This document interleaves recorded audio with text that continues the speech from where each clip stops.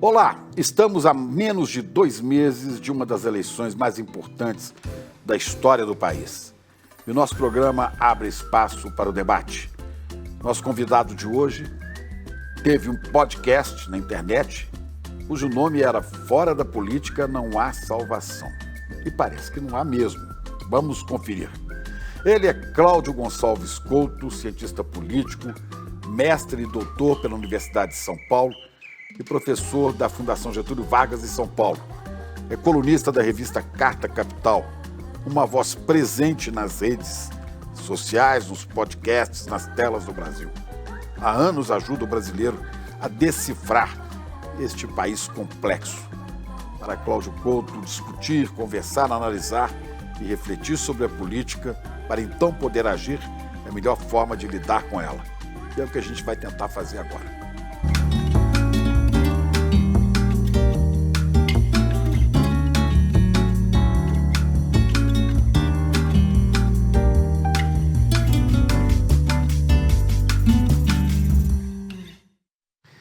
Salve, professor, muito bem-vindo aqui ao nosso ICL, para uma conversa necessária, né? É um prazer estar aqui, Chico. Obrigado pelo convite. Tem muita coisa para falar, né? Tem muita coisa para falar e para pensar. E está complicado, né? Pelo menos o ambiente parece complicado. O senhor sente assim que a gente está numa encruzilhada outra vez da democracia e de forças reacionárias, neofascistas? Olha, eu acho que já foi pior. Eu acho que a gente estava numa encruzilhada pior em 2022. Acho que aquela foi uma eleição particularmente preocupante. Né? Por quê? Porque a gente viu o resultado no 8 de janeiro, a gente viu o resultado naquilo que o julgamento da tentativa de golpe mostrou. Você tinha um golpe em curso.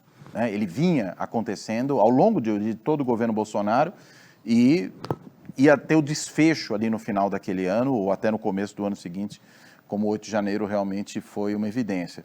Agora, eu acho que de alguma forma a gente está numa situação um pouco mais estável, um pouco menos periclitante do que aquela que esteve naquele momento. Né? Não quer dizer que a gente possa se tranquilizar, mas eu acho que houve uma certa acomodação, acho que as punições aos golpistas foram punições muito importantes para isso, apesar, né, dessa anistia atenuada, light, que foi aprovada, mas que, apesar de tudo, é uma certa forma de anistia, né, essa lei da dosimetria, mas entendo que o dilema já não é tão forte. Tanto que não vejo, nesse momento, uma capacidade tão grande da gente ter aquele debate sobre democracia versus autoritarismo, como teve muito claramente naquele momento. Acho que ela ainda está presente, mas com menos força do que esteve naquele momento. Em parte porque, enfim, viver com um governo normal faz com que as pessoas, de certa forma, baixem a guarda e, por outro lado, e aí não é só vacilo, não é só algum tipo de falta de informação, de fato a situação está mais tranquila, né, para nós. Apesar do Trump, apesar de todos esses ataques, né, apesar dessa ultradireita ainda tremendamente forte, basta olhar a atuação desse pessoal na Câmara, no Senado, nos governos estaduais e mesmo em várias prefeituras, ou seja, eles continuam fortes, mas acho que não estão tão fortes quanto já estiveram, e acho que hoje é muito claro que há certos mecanismos para enquadrá-los. Então eu diria que pode até ser, num certo sentido, uma encruzilhada, mas não uma encruzilhada tão dramática, tão perigosa quanto aquela encruzilhada que nós tivemos 4 anos atrás. Mas há um ingrediente agora, você acabou de citar o nome dele, chama-se Donald Trump. Sim. Você tem um ingrediente que nós não tivemos em 22. Em 22, verdade, os Estados Unidos fizeram questão de ficar fora da briga aqui. Aliás, mandaram até o chefe militar deles aqui, sim. Lorde III, não sei o quê, né? Mandaram aqui em julho, antes da eleição, e ele chamou os comandantes militares e deu a sua palavra de ordem. Não se metam na eleição, porque o governo, dessa vez, os Estados Unidos não vão ajudar. Não é? Em público. Em público. Porque foi um evento público, né? Isso até foi para o noticiário, né? Ele falou em público que militares não se devem meter em política, né? Que é a tradição americana, de fato, né? Quanto a isso... Mas era a decisão do Biden, o presidente Biden. Sem dúvida nenhuma. Não deixo... Sim. Agora nós temos um cara, né, que quer interferir negativamente aqui, né, negativamente para nós. Sim, negativamente para a democracia, né? Ele quer meter as patas aqui, né, e como quer também garantir a sua vitória nos Estados Unidos nas eleições que eles terão lá em novembro, onde ele pode perder, nas quais ele pode perder. Sim, e eu acho O que vai Senado deve perder o Senado, talvez a Câmara dos Deputados, o que é quase igual a um impeachment depois. A minha bola de cristal quebrou na mudança, mas eu diria que ele provavelmente vai perder nas duas casas. Eu acho que isso é o cenário mais provável. Pelo que as pesquisas estão mostrando, tanto as pesquisas de avaliação do governo dele, como até pesquisas que são feitas em alguns estados, mostrando, né, uma mudança de humor desse eleitorado, até mesmo em alguns distritos que são tradicionalmente distritos republicanos, mas que têm tido aí um aumento da intenção de voto nos democratas. E aí eu acho que para as duas casas deve haver uma certa reviravolta. Gerando até uma coisa, e aí eu acho que tem um elemento adicional, para além das dificuldades que o Trump vem enfrentando e dessa mudança de clima, é muito comum que presidentes americanos percam a maioria em pelo menos uma das duas casas na eleição de meio de mandato, né? Eles até chamam isso de governo dividido, essa situação que o presidente está num partido e uma das casas está no outro, e aí costuma gerar impasse. Se já é uma tendência, digamos, sob governos normais, que podem ser, que tem, né, aquele problema de uma avaliação um pouco pior no meio do mandato, o próprio Obama enfrentou isso e mesmo assim se reelegeu depois, né? Então, não é necessariamente transponível. Para o Trump, que tem uma avaliação muito baixa, né, das piores da história dos presidentes americanos, eu acho que isso realmente tem uma probabilidade imensa de acontecer, o que é um alento para nós, né?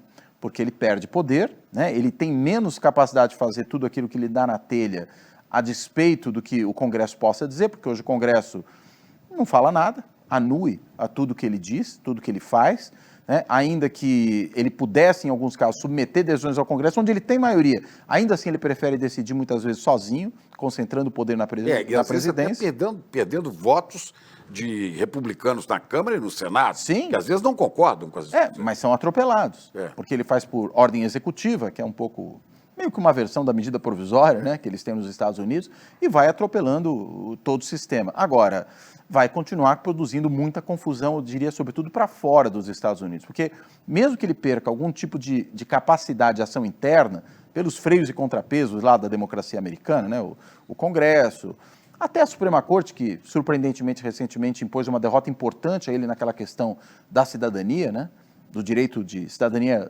pelo nascimento em território americano, e eu acho que essa era uma prova de fogo, também, né? A Suprema Corte fez as tarifas, voltar em algumas questões, ele teve que mudar algum mecanismo que justificava as tarifas. Exato.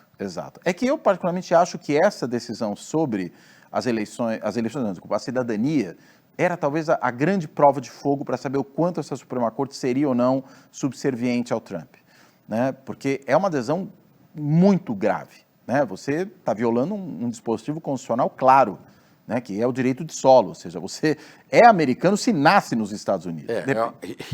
Para a gente seria uma cláusula pétrea básica. Exatamente, da Constituição. Então, se a Suprema Corte fosse condescendente com isso, ela poderia ser condescendente com qualquer coisa.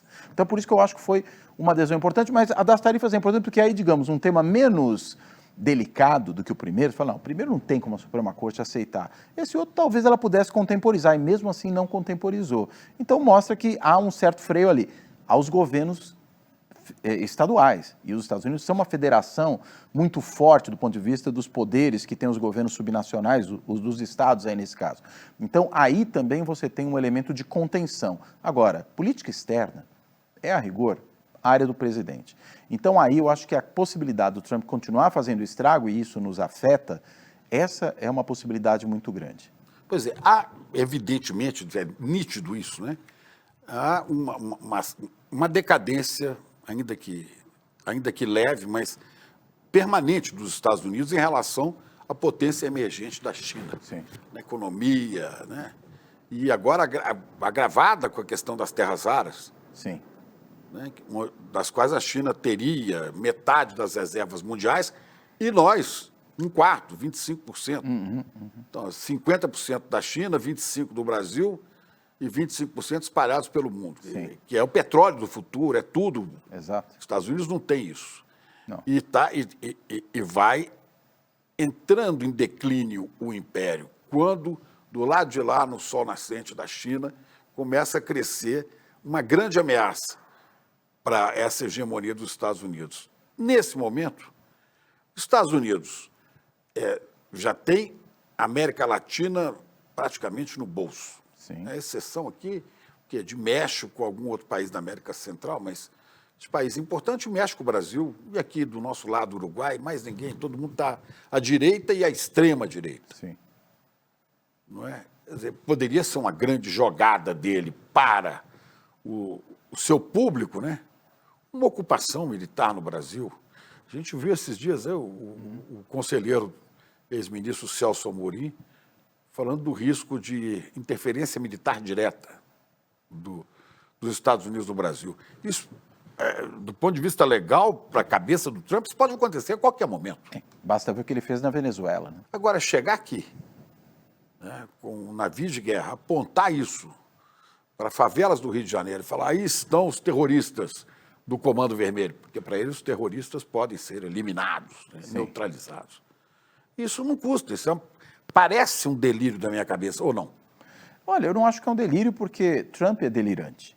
Né? Então, na medida que o Trump é delirante, a gente não pode esperar decisões razoáveis por parte dele. Tudo que a gente tem visto, seja em questões internas, como a questão da imigração, seja na forma como ele se relaciona com outros países, o caso da Groenlândia, por exemplo, a forma como se reporta ao Canadá e ao México, enfim, todas as confusões que o governo Trump gera, inclusive conosco, porque é interessante, quando você pega a história das guerras, né, mesmo se a gente pegar a Primeira, Segunda Guerra Mundial, você não vê casos, né, de ataques diretamente ao chefe de Estado, ou ao chefe de governo. Você ataca as tropas, você tenta ocupar o território. A Alemanha nazista ocupa a Polônia, isso vai ter guerra, mas não era pegar o presidente da Polônia. Exato, né, você não fazia isso. E, de repente, até isso ele acha que pode fazer. Então, desse ponto de vista, uma extrapolação em relação até a certos limites que mesmo países em guerra têm, historicamente têm, que mostra que é um presidente que não parece ter qualquer tipo de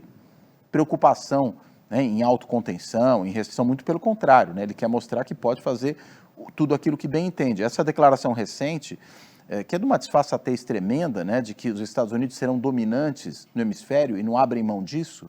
A doutrina Monroe, que eles estão chamando, que é Monroe, mas é de Donald. E mesmo a doutrina Monroe é um negócio da primeira metade do século XIX. Quer dizer, o sujeito falar isso na primeira metade do século XXI, quase 200 anos depois, ou 200 anos depois, é uma barbaridade.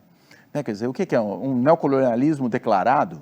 É uma coisa desse tipo que ele está efetivamente fazendo. Mas ele está criando isso, né? Sim. Ele tem aqui um vassalo dele, que é esse. Milei. O Milei, da Argentina, né? Que vem aqui, faz essa patetada toda. Né, e é protegido dele. E há outros. Agora, seguramente, o que assumiu na Colômbia, que ainda não pôde dizer que veio, porque teve um terremoto lá, né, mas tem o do Chile. Quer dizer, o Brasil é o que falta para ele. E isso pode dar a Trump, né, para o seu público interno, né, o prestígio que ele precisava ter. Temos agora terras raras, temos Amazônia, temos água, temos energia. Há poucos dias eu vi a notícia que foi, se não me engano, foi o secretário de Estado, né, o Marco Rubio, teria dito que pensava em usar Itaipu, negociando isso com o Paraguai, para fazer um data center enorme. No lado do Paraguai. Que demanda água e energia. Sim. Do lado do Paraguai, usando com benefício, com a anuência do governo paraguaio, usando a parte, metade de Itaipu, que é binacional, então que é paraguaia. Mas sem considerar que o governo paraguaio, o Estado paraguaio, tem um compromisso de vender o excedente de energia para o Brasil. Sim. Eu não poderia fazer isso. Mas ele falou, já anunciou isso. Sim, eu acho que se isso vier a acontecer, e eu não acho pouco provável que isso aconteça, a discussão é o que é excedente, né? Porque se o Paraguai falar, não, instalamos aqui uma atividade econômica em território paraguaio, que é esse data center, ele precisa de energia, então vamos usar, é nossa. Eu acho que isso é muito provável que ocorra, né? Porque aí não é que eles estão vendendo o excedente para os Estados Unidos ou para um outro país vizinho. Não, eles estariam usando isso dentro do território paraguaio. Então, eu acho que a probabilidade disso ocorrer é altíssima, né? Você está do lado do Rio Paraná, além de tudo, então a água que você precisa para refrigeração desses sistemas também está em alguma medida disponível em abundância ali, assim como você poderia eventualmente fazer algo parecido, por exemplo, no delta do Amazonas ou alguma coisa desse tipo. Então você pode fazer nesse lugar que tem abundância de água para essa refrigeração. Eu acho que a probabilidade de ocorrer é muito grande, né? Além do que a gente tem um governo paraguaio que tem, assim como o caso do Milei, se alinhado muito ao trumpismo, muito claramente, né? Então, mais um motivo Inclusive, que eles têm para isso. Usando uma coisa menor sobre a Guerra do Paraguai. Sim. Uma declaração não foi equivocada, mas talvez infeliz do presidente Lula. Porque melhor não falar disso, né? Para arranjar uma brigazinha aqui, né? Claro, e tem motivo, né? Como diria o Tim Maia, deram motivo. Dê motivo. Exatamente. E aí, nesse caso, foi o que eles fizeram, né? Eles aproveitaram em cima disso para tensionar com o Brasil. Já era um momento de tensionamento com a Argentina, então acho que entraram um pouco nesse embalo, havia o tensionamento também com o governo americano.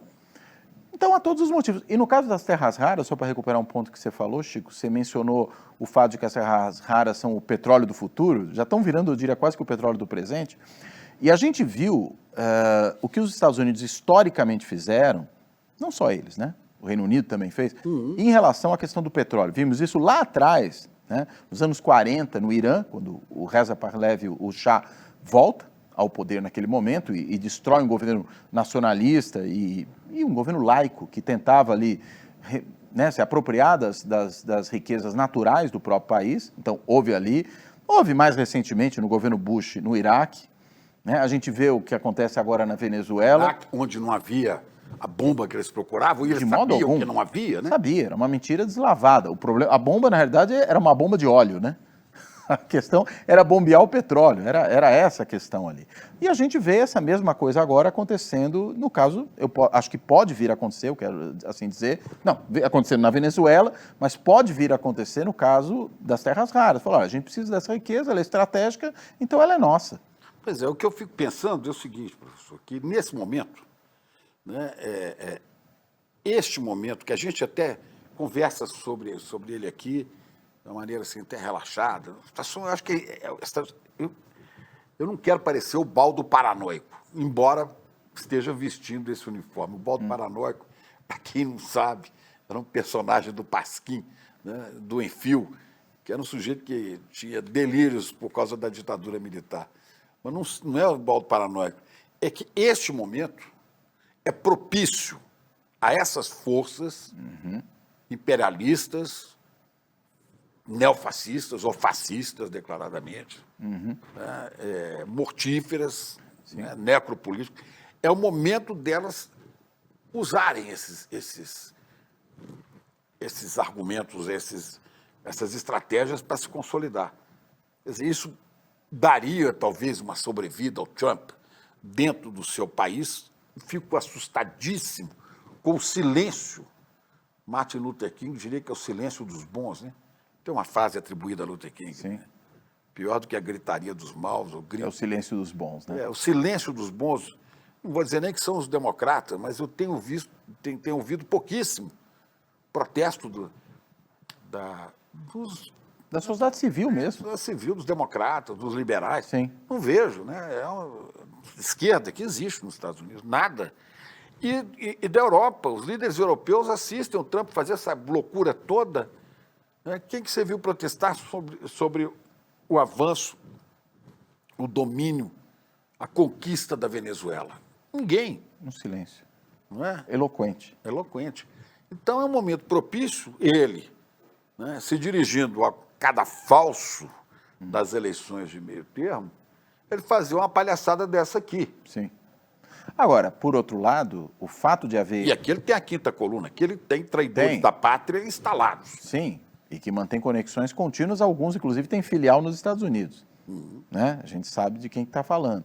Agora, eu acho que, por outro lado, as eleições de meio de mandato, elas também são uma oportunidade para esses que estiveram muito mais silenciosos do que se esperaria ao longo desses 2 primeiros anos de governo Trump, deles agirem, até porque eles querem ganhar essas eleições. Eles talvez tenham ficado muito silentes até agora, mas para ganhar as eleições eles vão ter que fazer algum tipo de barulho. E acho que algumas dessas coisas já estão aparecendo aí nessas pré-campanhas, né, em primárias, em situações dessa natureza. Eu tenho né? visto jornais dos Estados Unidos Não vejo grande protagonismo desse pessoal, não. Eu acho que está começando a crescer, porque realmente, você tem toda a razão, esses 2 primeiros anos foram de muita passividade, né? Um outro episódio aqui ou ali, o caso de Harvard, que se insurgiu, né, contra a tentativa de manipulação. Lá no começo. Lá no começo, e Harvard, digamos, tem, né, lenha para queimar nesse caso, então acho que também agiu por isso. O governador da Califórnia, que vai se colocando aí de uma forma um pouco mais altiva, e esse não cedeu, diferentemente da prefeita de Washington, né, que aquabou, no fim das contas, abrindo mão. O caso fora, né, dos Estados Unidos, dos governos europeus, é vergonhoso, né? Aquela aceitação da imposição de tarifas que o Trump fez lá atrás, para um bloco como a União Europeia, e eles não endurecerem o jogo, eles tinham poder para endurecer o jogo, como a China endureceu. Você está falando de um imenso bloco econômico de países ricos que poderiam ter se imposto, mas foram medo subservientes. De serem abandonados e ficarem, porque isso é o que eu escuto de europeus. No caso da OTAN, ficarem, né? Sob ameaça da Rússia, que a Rússia quer expansão. Sei lá se a Rússia quer expansão para além daquelas áreas da Ucrânia que ela hoje ocupa. Sim. Mas, então, os europeus vivem apavorados, né? Eu tenho 2 sobrinhos alemães que, de vez em quando, adolescentes, um pouco mais, 21 anos, um e outro 19, né? Que falam, mas o Putin é um perigo, então a gente não gosta, eles dizem, a gente não gosta do Trump, mas a gente precisa dele para poder enfrentar um eventual ataque russo. Quer dizer, A questão é que o Trump não vai em socorro de ninguém. não. Já deu declarações nessa mesma linha. O que ele quer é que os outros ajam a seu serviço. Vimos isso agora no ataque ao Irã, né, e a maneira como ele se relacionou com a Itália, a maneira como ele se relacionou com a Espanha, né, e na Itália até onde tem um governo teoricamente amigo, né, esse governo da Giorgia Meloni, que é também uma política de ultradireita, e ainda assim, né, rompeu com o Trump. Ele foi tremendamente, inclusive, grosseiro, né, com a Giorgia Meloni nesse episódio. Nem se fala... Ela mostrou alguma independência, né? Mostrou. Alguma dignidade. Porque... Apesar de ser extrema-direita também. Sim. Mas mostrou que, vamos dizer, há limites para tudo, né? E o Pedro Sánchez, aí mais um motivo ainda para ele brigar, porque aí é um primeiro-ministro de esquerda e aí ele ia querer realmente enfrentar o Pedro Sánchez porque não cedeu as bases, né, para a operação militar americano-israelense, né, que foi dos 2 países no Irã. Pois mas é uma coisa absurda. Você vê o que foi feito, o que é feito, porque continua o massacre, né, o genocídio na faixa de Gaza. Sim. Esses dias eu estava ouvindo um podcast Medo e Delírio em Brasília, não sei se você viu, Não. que é um relato de um fotógrafo, né, começa com um relato de um fotógrafo, eles avisam, né, nós vamos falar de coisas muito pesadas, se quiser, adianta 10 minutos aí no programa, passa à frente, porque os primeiros 10 minutos são pesados. E esse foi da semana passada. E esse fotógrafo, jornalista fotógrafo, né, começa a descrever cenas do massacre que está em curso em Gaza agora. Continua, né? Massacre de crianças sendo mortas no colo das mães, né? O sujeito atirando de propósito para matar o feto dentro da barriga, matar a mãe. Isso é um negócio completamente... Olha, sabe, é para você ver Netanyahu de braço dado com Hitler e falando, menino, eu aperfeiçoei o que você fazia. É nessa linha, né? E depois não dá para reclamar quando se faz esse tipo de crítica. Mas porque o comportamento é esse. Estados Unidos sustentam isso, sustentam o bombardeio, né, ao Irã. E o próprio governo Biden sustentou. Também. Não precisa ser o isso Trump, é tradição, né, deles, né? Sim. Aliás, o Iraque lá foi também, né? O Bush fez esse trabalho. Não, mas eu quero dizer o governo Biden porque era um presidente democrata, não era um presidente republicano. E ainda assim sustentou a ação israelense em Gaza sem nenhum tipo de titubeio até o final. Acho que foi um secretário de Estado passado aí que falou: Israel é o nosso porta-aviões, né? Pois é. E aí? E agora qual foi? O nosso porta-aviões para o Oriente Médio. Ali a gente põe nossas tropas, e dali a gente ataca quem a gente precisar e que nos ameaçar com a questão do petróleo. Mas eles fazem isso com o povo palestino, eles fazem isso com o povo do Irã, eles estão fazendo isso agora aqui com o povo arrancando, sequestrando o presidente da Venezuela, né, e botando a Venezuela, e estão fazendo isso em Cuba. Sim. Eu não vejo a Europa dita civilizada abrir o bico. E não está abrindo mesmo. Né? Ninguém. E também a China, né, só olha mais ou menos, mas não ameaça, talvez porque tenha seus interesses também e precisam. Tem Taiwan ali, tem outra questão, né? E a China raramente se pronuncia sobre esse tipo de coisa. Seja para condenar os Estados Unidos nesses casos, seja para interferir em política interna de outros países. A gente nunca vê a China fazendo isso. O negócio da China, me parece, é fazer negócios, né? E chamaria atenção para um fato, E né? dominar tecnologicamente. Sim. Eu não vou dominar por armas, por tiro, Não, por matança. está nesse campo, né, de fazer negócios. Agora, é um caso interessante. A China é um país que há muito mais do que meio século, talvez 70 anos, não entra nesse tipo de conflito armado. É muito diferente dos Estados Unidos, que estão sempre envolvidos, e Israel nem se fala, mas no caso dos Estados Unidos estão sempre envolvidos em algum tipo de conflito armado. A China é uma potência, inclusive nuclear, mas que não se envolve com esse tipo de coisa. Opera de outra maneira. Não estou defendendo o regime chinês, não se trata disso. Mas do ponto de vista da política externa, a China é muito menos belicosa, conflitiva. Ela está conquistando o mundo pela economia, isso é outra história, né? Mas nessa operação militar, agressiva com relação a outros países, efetivamente a gente não enxerga isso. O que o governo dos Estados Unidos gasta em armas, a China gasta em educação, em promoção social, em tecnologia, e vai embora. Ninguém segura isso, né? Sim. É por isso que você tem essa mudança de equilíbrio que preocupa tanto, né, o governo americano, né? E eu acho que preocupa, é normal que preocupe, né? Primeiro porque é um competidor econômico puríssimo. Segundo, porque é um competidor por hegemonia, né, no globo. E é um competidor com muito mais força do que foram outros no passado. E me parece, inclusive, por fazer política externa do jeito que faz, né? Sem se imiscuir em assuntos alheios e, com isso, conseguindo abrir portas em todos os lugares. A gente vê agora com o Canadá, o que está gerando urticária no Trump, né? Os chineses fazendo grandes acordos comerciais com o Canadá, inclusive na parte da indústria automotiva, entrando no mercado que os americanos imaginavam, né, que era cativo deles. E ficou claro que não é. Então, é esse tipo de cenário que você tem. Enquanto né? isso, de 80 e tantos anos para cá, desde a Segunda Guerra Mundial, acho que não tem um único ano que os Estados Unidos não esteja fazendo arruaça militar em algum país do mundo. Sim. Arruaça militar. Tem aquela velha brincadeira, né? Aquela velha piada que se fala que o único lugar onde não há golpe de Estado é nos Estados Unidos, porque nos Estados Unidos não existe embaixada americana. Já vi É um pouco isso, né? Bom, pode ser que agora haja, viu? Pode ser que agora haja um golpe. Eu tenho uma colega que vive lá e que está manifestando muita preocupação, porque o Trump, inclusive, tem sinalizado que ele acredita que vai haver fraude nas eleições e que alguma ação vai ser necessária e que se os Ele estados... falou de estado de emergência essa semana. Sim, exato. Se os estados não seguirem as diretrizes do governo federal para a regulamentação das suas eleições, pode haver realmente a decretação do estado de emergência. A questão é que, de novo, esse federalismo americano faz com que isso seja um problema dos estados. As eleições, para o bem e para o mal, nos Estados Unidos não se organizam no nível federal, como nós aqui temos, embora um órgão separado do governo, né, que é a Justiça Eleitoral. Mas lá não, ela é organizada pelos governos estaduais. Então é uma interferência, inclusive, de novo, nos próprios governos subnacionais. Mas como ele tem medo de perder essa eleição, de um lado, e de outro, ele quer submeter todo mundo, não é só fora da fronteira americana, é dentro também. Ele quer, no fim das contas, submeter os governos estaduais, que a rigor tem imensa independência, ao seu jugo. E agora eu te remeto a pergunta para cá. Né? Em 22, o golpe não vingou, nem no 8 de janeiro. Certamente o resultado seria diferente se o Biden tivesse se metido aqui, se fosse o Trump o presidente. Talvez seria diferente. Eu acredito que seria. Eu acredito que seria porque, primeiro, o reconhecimento muito rápido do resultado da eleição que nós tivemos, por exemplo, o governo Biden reconheceu em 40 minutos a vitória do Lula na eleição.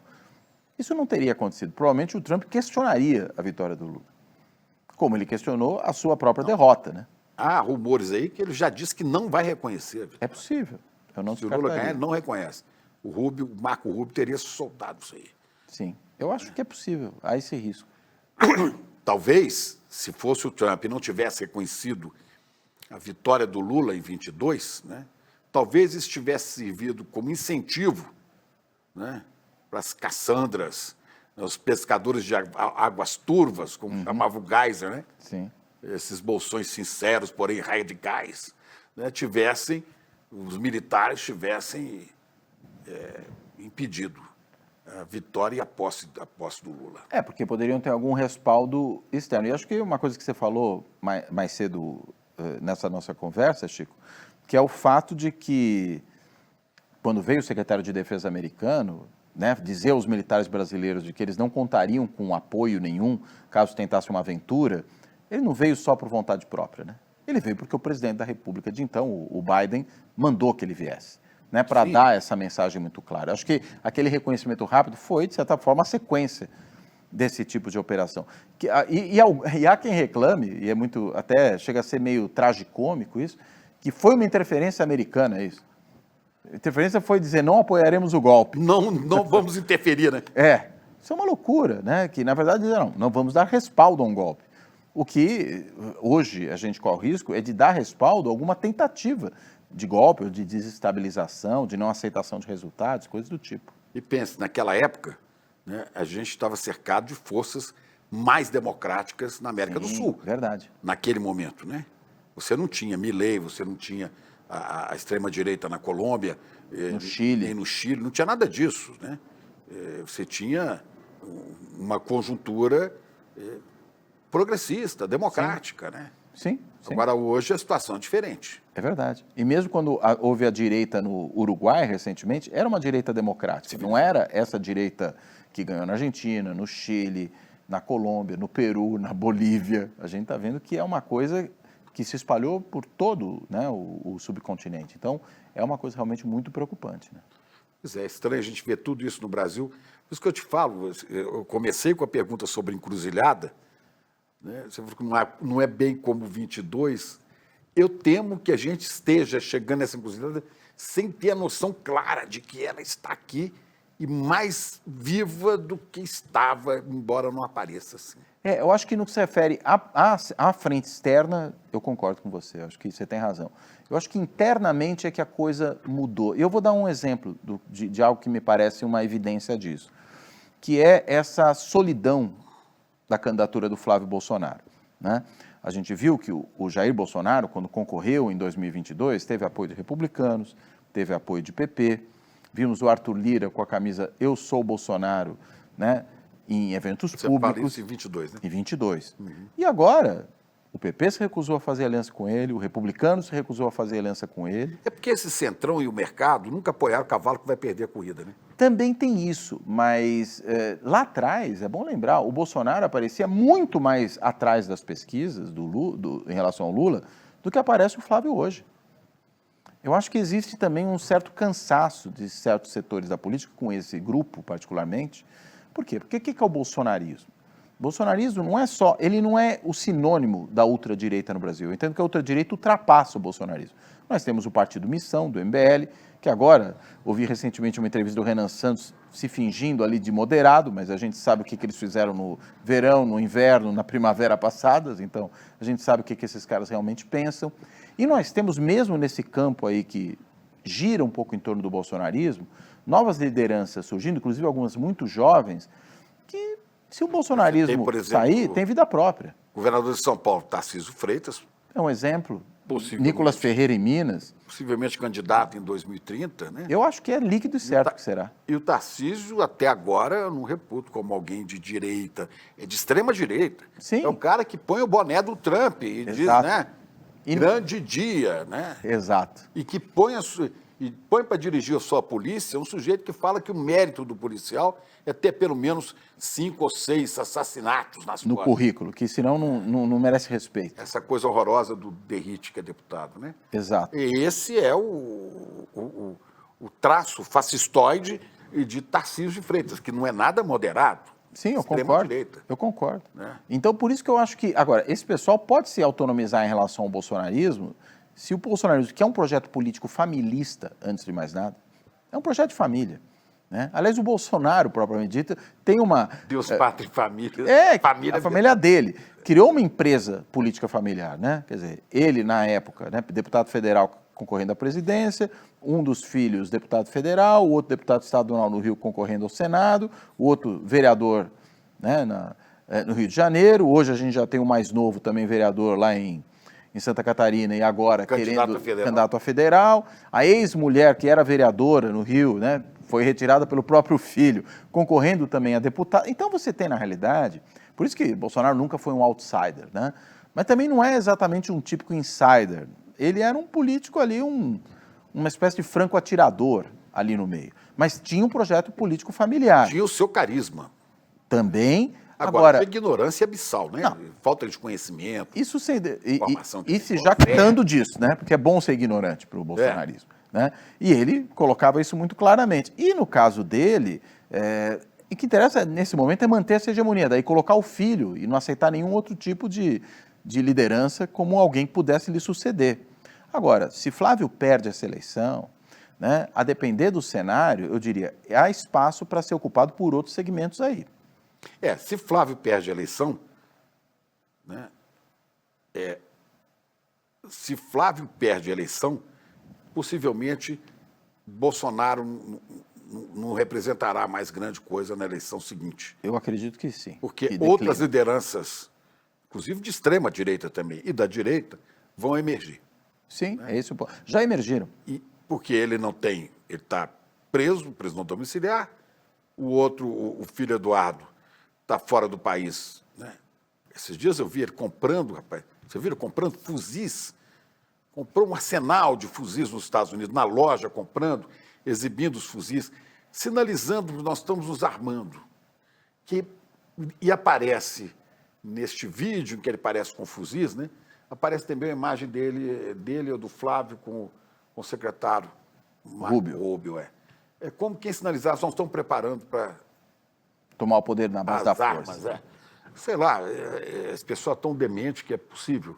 Mas então você tem o Eduardo, que não pode ser candidato aqui. Sim, né? Não pode nem pôr o pé aqui. Não pode nem pôr o pé aqui. O Flávio, que se perde a eleição, também saiu da vida política por enquanto. Sim. Acabou seu mandato de senador. Né?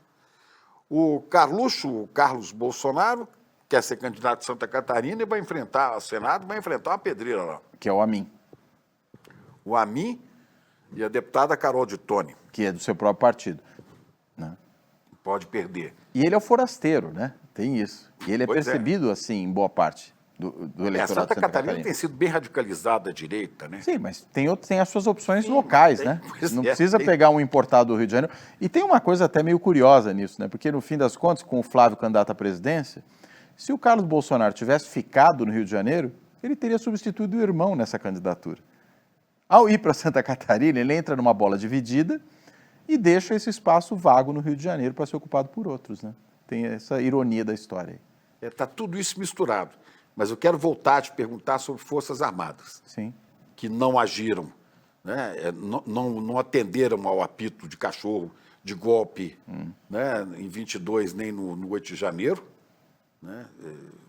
O chefe da aeronáutica disse que não entrava. Né? E agora, desta vez, pela história que você conhece deste país, você acha que os militares tiveram alguma mudança na sua formação para aderirem à defesa da democracia? Porque nunca foram, né? Eu acho que não deu tempo, inclusive, né? Claro que você tem hoje um comandante do Exército, particularmente, que parece uma pessoa mais comprometida com um certo respeito à legalidade, né? Deu algumas demonstrações nessa direção ao longo do tempo. E não à toa, e aí às vezes o que conta é sobretudo quem te ataca, né? Não à toa foi muito atacado por esses todos que estavam envolvidos no golpe, tem gravações, tem registros por escrito, mostrando efetivamente isso.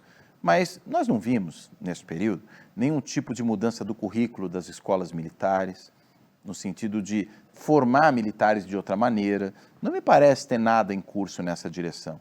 Então, eu acho que ainda, embora haja um certo silêncio, e nisso eu acho que há um mérito, né, particularmente do comandante do Exército, de evitar qualquer tipo de confusão, de ruído aí. Não houve, como havia no passado, aquela celebração do 31 de março, né, do golpe de 64. Isso ocorreu seguidamente ao longo dos anos. Dessa vez, não. Então, há alguns sinais positivos nesse campo, mas estruturalmente nada mudou. Então, a gente continua tendo exatamente as mesmas Forças Armadas.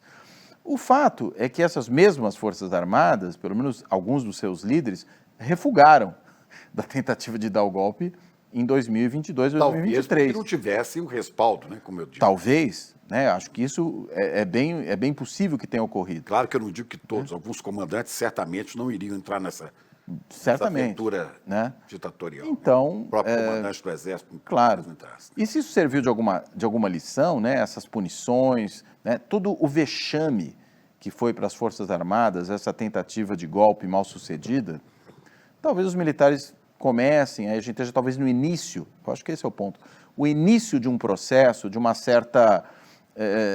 certo recuo dos militares para onde eles devem estar mesmo, que é nos quartéis, que é, né, desempenhando tarefas que a nação lhes delegue, que tem a ver de fato com a sua missão, né, que é proteger as fronteiras, né? E que têm sido bem atendidas pelo presidente Lula. Sim. Nas suas demandas. Mas já tinham sido nos 2 Da outra primeiros vez. governos. Eles não podem se queixar disso, né? Houve um aumento de orçamento. Eles eram muito insatisfeitos com o governo Fernando Henrique, ironicamente filho de militar, mas foram muito bem tratados pelo governo Lula. Então, Pois é, mas não houve essa mudança estrutural. não. De onde nós não sabemos o que tem lá. Sim. E vamos lembrar de outra coisa. Bom, o retrato dessa balbúrdia militar de 22, que resultou em prisão de vários militares de alta patente, né? Eu acho que o retrato disso é um capitão amalucado, assumiu o comando do país e o comandante em chefe das Forças Armadas. Um capitão que foi praticamente expulso do Exército, Jair Sim. Messias Bolsonaro, né? E esse capitão, acho que a síntese disso é aquele diálogo dele com o Sargento Garcia, não, parece Sargento Garcia, mas não é, do Zorro, né? O general Pazuello, né? Onde ele fala umas coisas e o general Pazuello, o general vira para o capitão e fala, um manda e o O outro obedece. Quer dizer, eu espero que isso não se repita, né? Claro, claro. Infelizmente, nem todo mundo é Sargento Garcia, né, nessas Forças Armadas. E essa é uma das expectativas que a gente tem para ver se a coisa não desanda tanto, né? Pois é, mas a gente pergunta onde estão esses outros oficiais que estão em silêncio. Sim. Semana passada... Os sargentos Garcia ou os comprometidos com a legalidade? Não, os sargentos Garcia. Onde sim. estão eles, né? Eles não sumiram. Né? Não, também não creio que tenham sumido. E a semana passada, o meu colega jornalista Bob Fernandes, Sim. você deve acompanhar Claro. o Bob, né? O Bob estava falando que os clubes militares começam a falar. Os clubes militares são os lugares onde esses generais de pijama se reúnem, né? E sempre articulam algum golpe, sonham com essas maluquices todas. Mas ele falou, os clubes militares sempre estiveram em silêncio, inclusive durante a ditadura, quando os militares cometiam crimes contra os direitos humanos, quando patrocinavam a roubalheira e muita corrupção, os clubes militares ficaram em silêncio, estavam em silêncio. Eu falei, agora eles só se manifestam quando tem por trás gente como tinha em 64. O general Vernon Walters, nos Estados Unidos aqui, armando o golpe, o embaixador Lincoln Gordon, aí eles se manifestam. Isso que eu volto bater nessa tecla. De repente, esses caras estão começando a falar. Né? É porque devem estar sentindo que tem um amigo. Podem ter novos Vernon Walters, podem ter novos Lincoln Gordon. O Marco Rubio, muito claramente, é alguém que vai nessa linha, né? Porque ele é um anticastrista, mas ele é, na realidade, um anti-esquerda em geral. E não é só a esquerda autoritária, é a esquerda democrática também. Né? Porque, no fundo, a gente está falando de um político também, ele de ultradireita, né?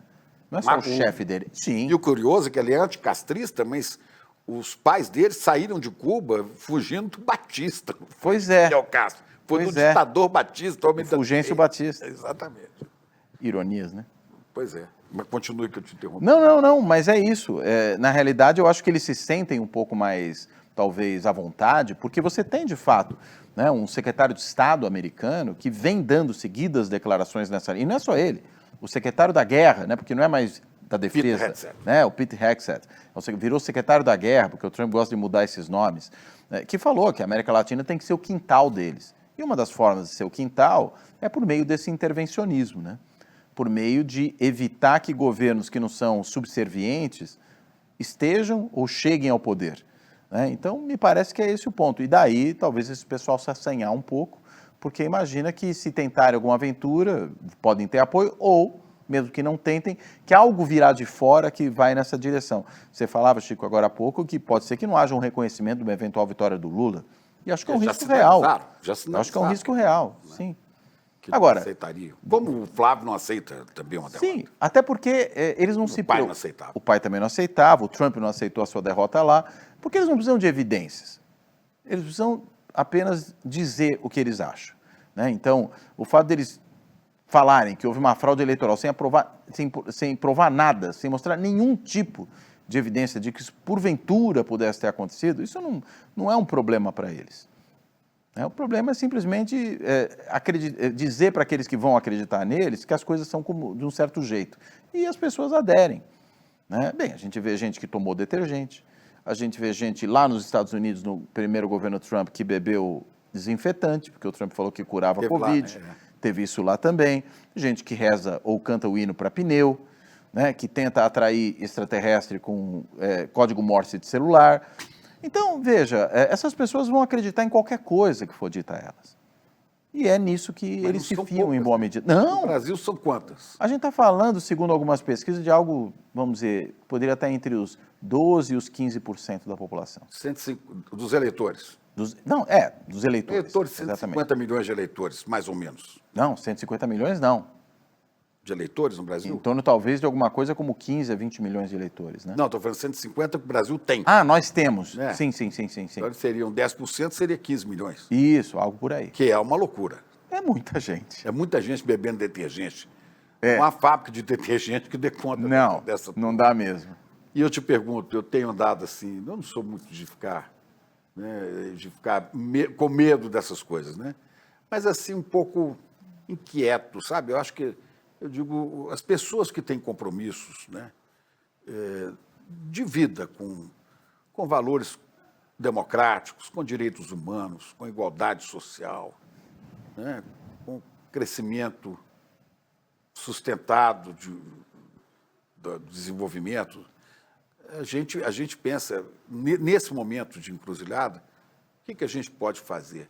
O que você acha que os jornalistas, os professores, os trabalhadores, as pessoas que têm, né, a noção de que isso pode estar se avizinhando, o que elas devem fazer? Porque da agora até o Natal, até o fim do ano, e mesmo depois, mas da agora até o Natal vai acontecer muita coisa.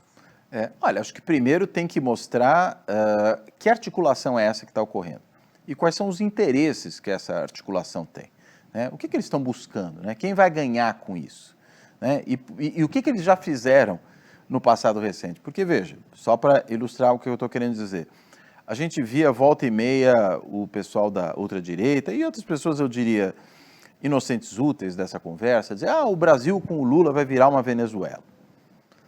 Paulo Guedes falava, pois é. 1 ano Argentina, 2 anos Venezuela, uma bobagem. Isso. Aí a gente volta no tempo e fala, teve governo Lula 1, 4 anos. Teve governo Lula 2, mais 4, 8 anos. Teve governo Dilma, 12 anos. Começou o segundo mandato da Dilma, 13 anos e meio. Não chegamos nem perto de Venezuela. Aí teve mais 4 anos de Lula. Continuamos anos-luz distante de qualquer coisa que fosse aquela situação da Venezuela. E eles continuam dizendo isso. E tem gente que continua acreditando. Com valores em ascensão de crescimento de economia, sim, de cuidado com o meio ambiente durante esses governos. Agora, olha o outro lado. Veja o que o Trump está fazendo nos Estados Unidos. Veja o que o ICE faz. Veja como ele lida com as universidades. Veja como ele lida com os governos estaduais que não são alinhados a ele, né? Como ele lida com os órgãos de imprensa que não comem na sua mão. Vamos lembrar como o Bolsonaro tratava os jornalistas no Brasil, né? Vamos lembrar como é que o Bolsonaro... Principalmente quando eram mulheres, hein? Principalmente quando eram mulheres. Como é que ele se referia a governadores de oposição. Vamos lembrar da tentativa de golpe do 8 de janeiro. Ou seja, compare o que eles fizeram com o que outros fizeram. Se precisa de mais evidência do que a folha corrida desse pessoal para saber o que se pode esperar deles. Então, mostrar o risco da encruzilhada é mostrar o portfólio desse pessoal. O que o trumpismo faz e fez, o que o bolsonarismo faz e fez. E o fato de que eles estão aliados. e têm trabalhado juntos. Inclusive, eles vão aos Estados Unidos conspirar contra o país, defender prejuízos ao país deles. Então, eu acho que se a imprensa, né, os estudiosos, né, todos aqueles que têm alguma capacidade de se comunicar com os demais, mostrarem simplesmente o que esses sujeitos fizeram e continuam a fazer, pessoas minimamente sensatas vão entender do que se trata. É só mostrar os fatos. E acho que os fatos, eles são muito convincentes. Você sabe que eu penso que ao eleitor que tem essa consciência, o eleitor, Sim. cidadão comum, não basta votar. Ele tem que trabalhar para esclarecer, né? Os seus vizinhos, os seus parentes, os seus conhecidos. Acho que é Sem isso a mesmo. briga, sem, né? Não se trata de briga e se trata de fazer isso com respeito ao outro. Com capacidade de ouvir, né? Com a capacidade de ouvir e não tratando o outro como um idiota, né? Às vezes o outro está em pânico, tem medo, acredita em certas coisas. Assim como as pessoas caem em golpes, né? Dão a senha do banco, né? Dão o número do cartão. Às vezes. As pessoas fazem isso na política também, né? Elas se deixam levar por golpistas, até nesse caso golpistas em vários sentidos, né? Nesses que tentam enganar os outros para se aproveitar deles e no sentido de tentar realmente romper com a democracia. É um pouco a mesma lógica. Então você não vai culpar uma vítima de um crime por ela ser uma vítima de um crime. E muitas dessas pessoas que se deixam levar por esse tipo de canto de sereia estão sendo vítimas de um crime, de certa forma, né? Aliás, se é um golpe de Estado, é um crime mesmo, né? Mas essa engambelação, essa tentativa de iludir as pessoas, de fazê-las acreditarem em coisas que não fazem sentido, né? Coisas que, pelo contrário, há evidências de que essas coisas são, na realidade, falsas por si mesmas. Vamos lembrar da cloroquina, da ivermectina, quer dizer, as pessoas achando que esse tipo de coisa vai curar alguém, e você tem a prova de que não. Muito pelo contrário, as pessoas, na verdade, se intoxicam usando esses medicamentos sem necessidade. Então, essas pessoas têm que ser tratadas com respeito e até, eu diria, com algum tipo de suporte moral. Porque sem isso, Agora, não se vai convencer essas pessoas. Muito difícil quando esse público, por exemplo, tem um forte apelo religioso. Sim, Caso de, porque aí vira uma questão de fé. caso de alguns católicos, caso da maioria dos evangélicos pentecostais, as igrejas trabalhando nisso, né? E aí é difícil, porque não há como você conversar com a pessoa que acredita que Deus está daquele lado ali, né? Sim, e felizes os que não viram e ainda assim acreditaram, né? Então essas pessoas, não adianta você mostrar para elas. Elas vão acreditar no que não viram porque não existe, inclusive. Aí não estou falando da fé religiosa, estou falando da questão política. Só que essas coisas são vendidas assim. Uma coisa que eu acho muito preocupante é o tipo de discurso, por exemplo, que a Michelle Bolsonaro já fez várias vezes e que o Flávio Bolsonaro copiou recentemente, que é aquele de dizer que o que está em jogo nessa eleição, e na política, portanto, é a disputa do bem contra o mal. Isso não é a democracia. Mas é o Armagedon veio lá da época do Reagan, né? Que começou com essa teoria do Armagedon, do fim do mundo, as forças do bem contra as forças do mal. Mas nesse caso eu acho que tem uma característica diferente, porque é lidar com a política numa chave religiosa de tal monta, e aí pegando o discurso da Michelle, ela fala, o que temos aqui é uma guerra espiritual, né? É um conflito, né, de potestades. É disso que ela está falando. Ou seja, ela está dizendo o seguinte, nós estamos com Deus, eles estão com o diabo. Quando você transforma o seu adversário político no diabo, não dá mais para ter jogo democrático. Aí você tem que matar o diabo. É lógico. É pior que um inimigo. É um mal encarnado. É um mal em si mesmo, é um mal absoluto. E quando as pessoas são levadas pela fé, e são levados pela fé a acreditar que um certo campo político, uma certa liderança, ela não é uma pessoa. Ela não é apenas alguém que tem uma ideia, porventura, diferente da dela, uma proposta diferente da dela. Não, ela é o mal. Isso, não há democracia possível assim. Democracia, fala, eu posso discordar de você, mas eu não acho que você é o mal. Eu acho que você é alguém que tem propostas diferentes das minhas, uma ideologia diferente da minha. Eu vou ganhar de você na eleição. Você é um adversário, você não é o meu inimigo. Mas é assim que esse pessoal trata isso. E aí, quando pega pelo vínculo religioso, se trata de uma questão de fé mesmo, né? E aí fica muito difícil convencer as pessoas, né? Porque aí as pessoas não raciocinam, elas têm creem. um dogma. Exato, elas creem. Para terminar, só para te lembrar, muita gente tem essa mania também, né? Muita gente me conhece pelo tempo de jornalismo e televisão, e eu sempre gosto de conversar sobre política com taxistas, com motoristas de Uber, são amigos, eu sento, e muitos me reconhecem, né? Eu falo, bom, então eu vou te perguntar uma coisa, como é que você está vendo aí a eleição? Para ouvir a opinião dele. Pegar o pulso da rua, né? É impressionante. Olha, eu não sei, há um enorme contingente de taxistas e motoristas de Uber, decididamente de extrema-direita, bolsonaristas, que torcem para um extermínio dos maus, né? Alguns com matriz religiosa por trás, e um grande número também que diz assim, eu não gosto de falar disso porque eu não voto mais, eu não acredito num lado nem no outro, né? É o que eu costumo dizer. Pessoas desencantadas, né? Os que não gostam da política serão governados pelos que gostam. Exato. E aqueles que gostam, muitas vezes, não gostam de você. E aí dá pé para conversar. E com a lucidez mesmo do que nós vivemos, eu tenho visto pouca gente nesse segmento, né? Não sei a sua experiência. Não, eu acho que há esse risco mesmo, né? Porque as pessoas, na realidade, a política para muitas pessoas, para a maior parte delas, inclusive, eu diria, é um assunto árido, né? E é um assunto estranho ao seu cotidiano. As pessoas não percebem a política no seu cotidiano. Elas percebem as suas situações imediatas, o seu trabalho, a sua família, o seu lazer, né? As coisas que de alguma forma as entretêm. Mas elas não percebem o quanto a política está muito mesclada. Elas podem achar que o governo é ruim, mas elas não percebem o quanto, na verdade, interferir nesse processo de fazer governos, de controlar governos, é que pode fazer alguma diferença. E acho que também, às vezes, existe um problema, né? A democracia não é um regime perfeito e não existe nenhum país em que a democracia seja perfeita. Alguns até podem se aproximar mais, digamos, os países escandinavos, alguma coisa desse tipo. Mas as alternativas são muito piores, né? Então, quando você abre mão da democracia, você está abrindo mão de alguma coisa que é cheia de defeitos, mas que ainda pode ser corrigida, consertada, permite que você interfira no que está sendo feito. Ao perder isso, mesmo que por um governante de um primeiro momento, que possa ser alguém de quem você gosta muito, você não vai mais controlar esse sujeito depois, né? E aí não há o que possa ser feito na hora que isso não prestar mais para o que você queria. E as pessoas têm essa dificuldade. Por quê? Porque a política é realmente um assunto, um problema que não parece que está ali presente no momento imediato. E aí você vai ver esse tipo de discurso, seja apostar em quem diz que vai quebrar tudo, né? Você falou isso, eu lembro que numa conversa que eu tive também com o motorista de Uber lá atrás, na eleição de 2018 ainda, ele começou a falar do Bolsonaro, eu falei, mas você não acha que o Bolsonaro é meio louco?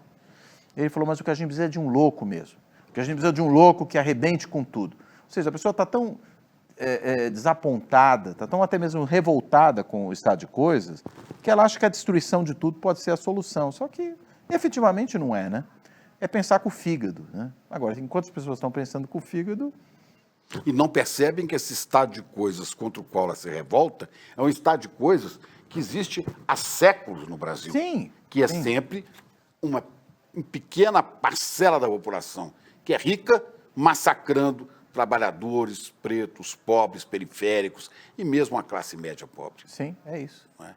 Agora, uma diferença que a gente nem entrou no assunto, não fica para outra conversa, mas que é fundamental, né? Eu vi, trabalhando em veículos de comunicação, em jornal, em televisão, né, a importância que os meios de comunicação, os debates, tudo isso tinha numa eleição. Isso tudo acabou, né, professor? Com as redes sociais, né? Digitais, né? O Frei Beto não chama de redes sociais, chama de redes digitais, que de social essa porcaria não tem nada. Né? Verdade. Eu acho que tem um pouco isso mesmo. Não, e acho que é uma boa maneira de ler o problema, essa do Frei Beto. Porque as pessoas muitas vezes se informam, inclusive, se é que isso pode ser chamado de informação, mas é onde elas vão buscar, por esses meios, né? Que a gente sabe que tem viés, né? Que realimentam sempre a mesma coisa, né?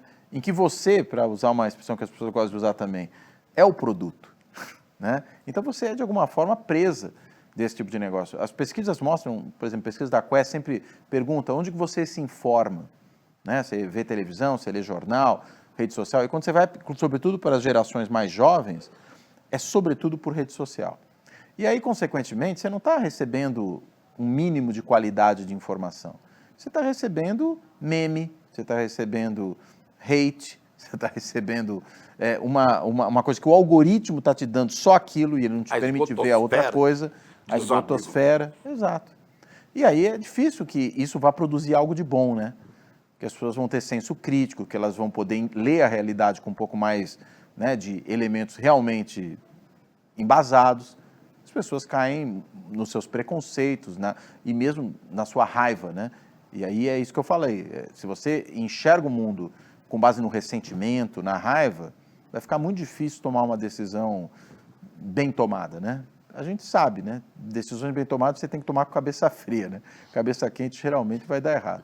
Cabeça fria em período eleitoral não existe. Não combina, mas é o mínimo que você tem que ter um pouco de cabeça fria, né? Mas com as redes, é aí que a cabeça esquenta mesmo, né?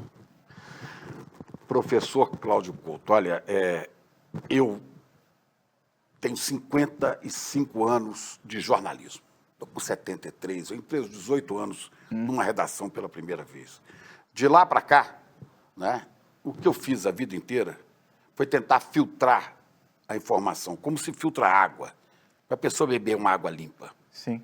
A esgotosfera das redes digitais, das propagandas, né, que correm por aí, é esgoto puro. Sim. E a gente trabalha aqui o tempo todo tentando tirar disso uma água pura da informação, do conhecimento que liberta, para que as pessoas possam consumir. E, às vezes, a gente consegue, né, que as pessoas vejam o valor disso. Eu agradeço muito que é gente como você, cientista político, que nos ajudam, nos dão os instrumentos para fazer essa filtragem. Você que está assistindo, fica de olho, a gente está tentando passar aqui, ainda que com emoção, água puríssima, água pura. Essa é a tentativa. Honesta. Obrigado demais. Obrigado, Chico. Sua Prazer. vida foi muito boa. Muito bom, obrigado.